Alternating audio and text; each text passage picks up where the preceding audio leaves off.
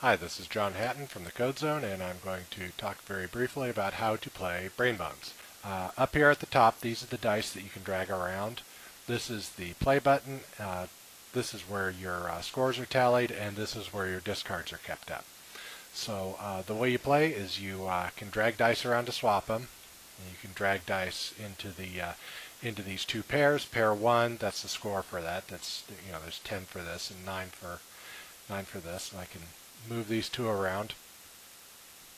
And once you get them the way that you want to actually play them, you click to play these pairs. What will happen is these two pairs will move down into the scoreboard, and this discard will drop into the discard piles. Let's watch that. Okay, the 8 and the 10 move down here, and the 5 move down into a discard pile. Now what happened is down here, this is what frightens people initially when they play the game, is they see that their score has suddenly become a giant negative number.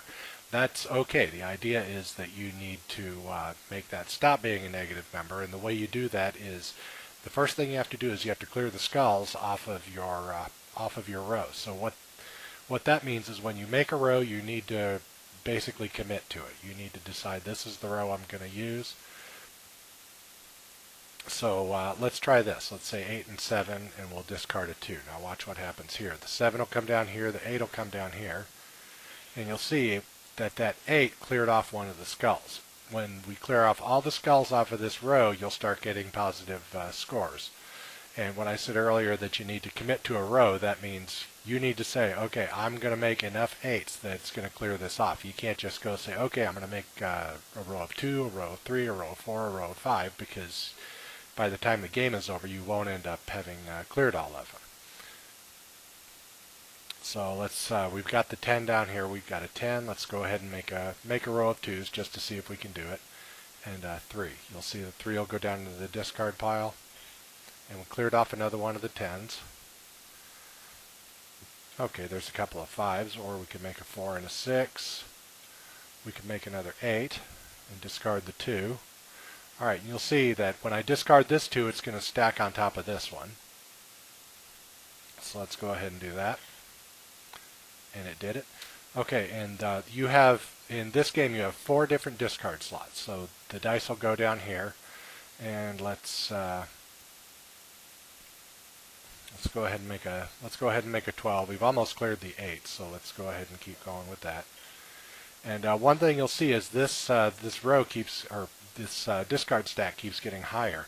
What's going to happen is if this discard stack gets all the way up to this skull, the game is over. So that's how you know when the game is over. You need to basically have a positive score by the time you get there. Now, looks like we will be able to clear off this 8 now, and we'll go ahead and play this. We'll discard another 2. That 2 is getting a little high. We need to do something about that. We could discard a. Let's go ahead and make a 4 and a 4. And you notice the 8, I've cleared all the skulls off of it. I now have one pair from the one that cleared the skulls. So now I'm up to a positive score there, and my score isn't quite as horrifying. Okay, and I have now filled up the discard slots with, so everything I discard from now on has to fit into one of these slots. I can't show it here, but we'll, let's see, we want a 7 and a 5.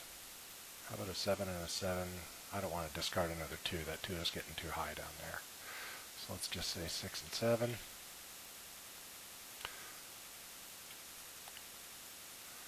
Okay, 7 and 10, that looks good because those will both, we'll work on clearing those two.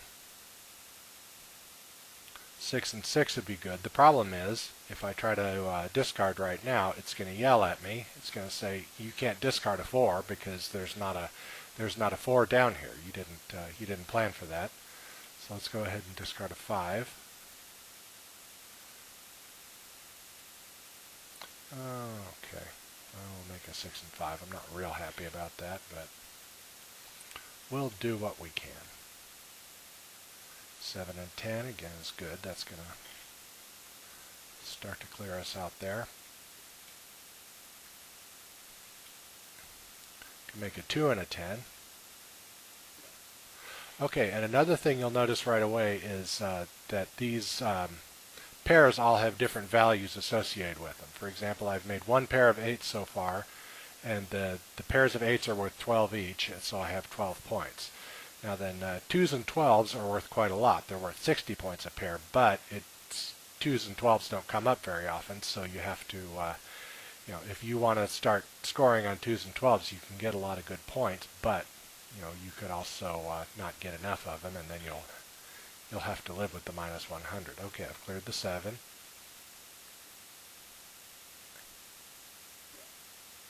Okay, and you see I made another pair of 10s, so I'm up to 40 here.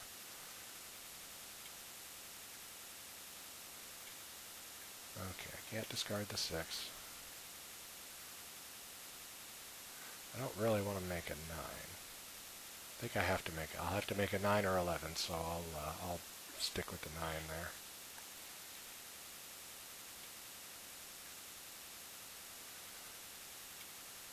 Okay, we can make a 6 and 9 and discard the 1. And basically, at this point, I really just want to try to clear as many of these as I can to try to get my score into positive numbers. So yeah, let's make them 5 and 12.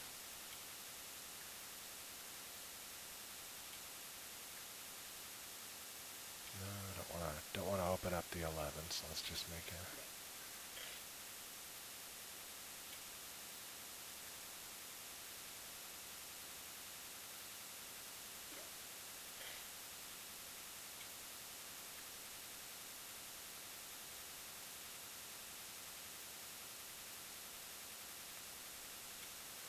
Make a 5 and a 7 or a 6 and a 6. Let's make a 6 and a 6 because that'll clear out that 6. Okay, the score is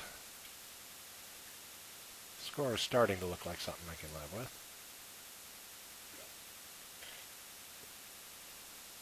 Okay, we're going to clear the 4s. So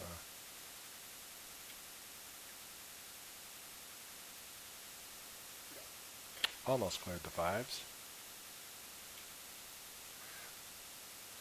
Let's see.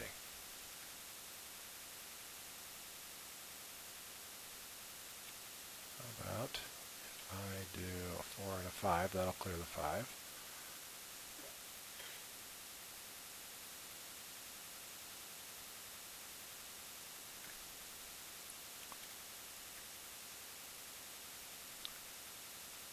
So how about an 8 and 9? We'll try to clear the 9. If I could get a 12, I'm going to be in positive numbers.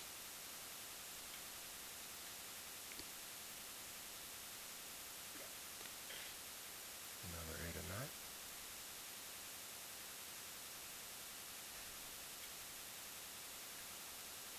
9. Okay, 7 and 9.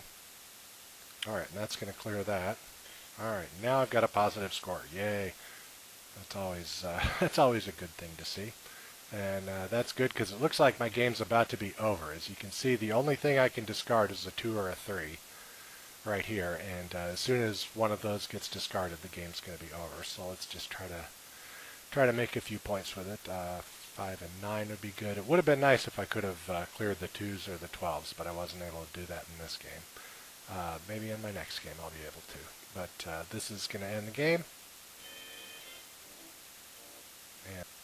But as you can see, it's a rather deep game. It's not the simplest game, but it's fairly rewarding. But it's really a game of budgeting. You need to budget what you put in the rows over here. You need to budget what you discard, and you need to basically try to get positive scores in as many rows as you possibly can.